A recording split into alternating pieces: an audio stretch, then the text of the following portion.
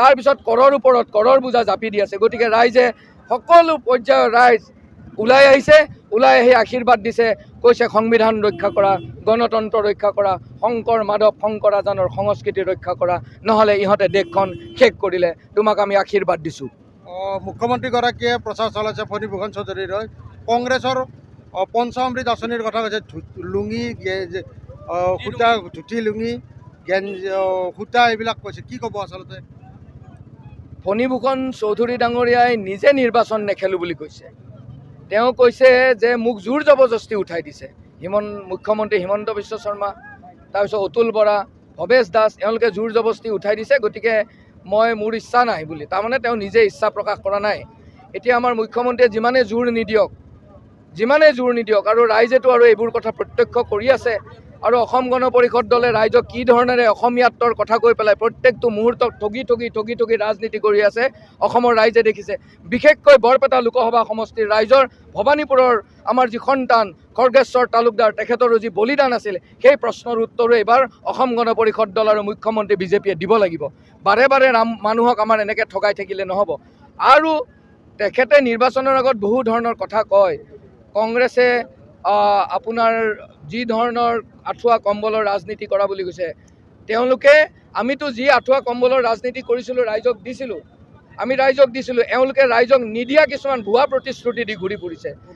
যেনেকৈ অৰুণোদয় দিছে, আকৌ ভুৱা অৰুণোদয় দি পেলাই এতিয়া মানুহৰ মাজত ঘূৰি ফুৰিছে। ভুৱা অৰুণোদয় প্ৰপত্ৰ, ৰাইজটো ইমান বুৰ্বক নহয়। তাৰপিছত লাখপতি বাইদেউ বনাম বুলি কৈছে। ৰাইজে কৈছে বহু জেগাত অংগনবাদী আমাৰ কৰ্মী বাইদেউসকলক পাইছোঁ, বহু জেগাত আশা কৰ্মী পাইছোঁ, বহু জেগাত এই যে আমাৰ ৰান্ধনী বাইদেউসকলক পাইছোঁ। এই বাইদেউসকলে কৈছে আমি কি বুৰ্বক, এই আমাক ৩,০০০ টকা দিব পৰা নাই, আমাক ১,৫০০ টকা দিব পৰা নাই, আমি আন্দোলন কৰিছোঁ, আকৌ তেওঁলোকে আমাক লাখপতি বাইদেউ বনাম বুলি। গতিকে মুখ্যমন্ত্ৰীৰ প্ৰশ্নৰ উত্তৰ ৰাইজে দিব। মুখ্যমন্ত্ৰী এনেধৰণে মানুহক ঠাট্টা মস্কৰা, কোনোবা অপজিশ্যনৰ দলক ঠাট্টা মস্কৰা কৰি পেলাই কথা কোৱাটো তেখেতৰ এটা স্বভাৱগত কথা। আমি তেনেধৰণে কেতিয়াও কোনো দলক কথা নকওঁ। ৰাইজে প্ৰত্যক্ষ কৰি আছে, ইয়াৰ উত্তৰ ৰাইজে দিব।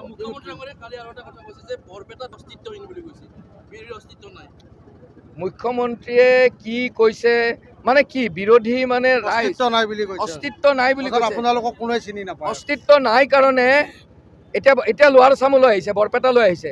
আপাৰ আছামত মুখ ঠেকেচা খালে। অস্তিত্ব নাই বুলি কওঁতে আপাৰ আছামত গৌৰৱ গগৈ তাত গোটেই কেবিনেট পৰ্যায়ৰ সকলো বহি গ'ল। কিন্তু গৌৰৱ গগৈৰ বুটামত হেঁচা খাই নীলা দাগ বহি গ'ল। এয়া হ'ল ৰাইজৰ প্ৰতিবাদ। আৰু ৰাইজৰ প্ৰতিবাদক যদি তুচ্ছ তাচ্ছিল্য কৰি কথা কয়, বৰপেটা লোকসভা সমষ্টিটো ৰাইজ ৰৈ আছে ৭ তাৰিখলৈ। ইয়াৰ উত্তৰ ৰাইজে দিব। কাৰ? আপোনালোকে কৈছে ১৪ৰ পৰা ১১ত নামি আছে। নিৰ্বাচনত চাব, এতিয়া বদমাচি কৰিবলৈ চাব, এওঁলোকৰ যিটো স্বভাৱগত কথা, বদমাচি কৰিবলৈ চাব। এইবাৰ ৰাইজ কৈছোঁ নহয়, ভাৰতবৰ্ষৰ ৰাইজ ২টা পৰ্যায়ৰ হৈ গ'ল নিৰ্বাচনত। কেনেধৰণে মানুহে ভোটদান কৰিছে, আপোনালোকে সাংবাদিক জগতৰ লগত থকা ব্যক্তি, আপোনালোকেও আমাৰ সৰ্বসাধাৰণ জনসাধাৰণ, আপোনালোকেও দেখি আছে। গতিকে তেওঁলোকে ডাংকুপ মাৰি ৰাইজৰ ওপৰত কথা কয়। এই ডাংকুপ মৰা স্বভাৱটো ৰাইজে দিছপুৰ দিল্লীলৈ পঠাই ৰাইজক সকাহ দিবৰ কাৰণে, ৰাইজক শোষণ কৰিবৰ কাৰণে নহয়। তাৰ সন্তান অসমীয়া ল'ৰা, এওঁলোকৰ নিচিনা মূল্যবোধৰ ৰাজনীতিক বিসৰ্জন কৰা আমি নহয় তেনেকুৱা কৰ্মী। আমি মূল্যবোধৰ বিৰোধী এতিয়াও একগোট।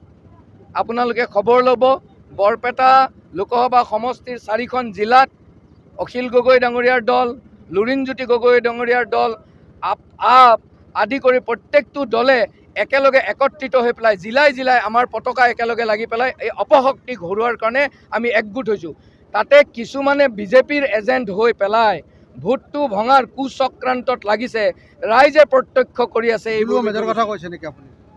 নাই, তেখেতৰ কথা মই নকওঁ, কাৰণ নিৰ্দলীয় প্ৰাৰ্থী কিবা ৰাইজেতো কোনোপধ্যে ভোট নিদিয়ে। আৰু কিছু আছে আপোনালোকে ইংগিতত বুজি পাব, যাক যোৱাবাৰ কংগ্ৰেছ দলে জীৱন দান কৰিলে, এতিয়া কংগ্ৰেছকে আকৌ মুখ্যম আঘাত দি পেলাই গণতন্ত্ৰ ৰক্ষা কৰাৰ যুদ্ধত, ভোটটো ভঙাৰ চক্ৰান্তত উঠি পৰি লাগিছে। গতিকে ৰাইজে কৈছে যে এইবাৰ আমি তেওঁকো চালোঁ, তেওঁ মানে মোকেই বিধায়ক, মোকেই MP লাগিব, এনেকুৱা ধৰণৰ এটা প্ৰতিযোগিতা।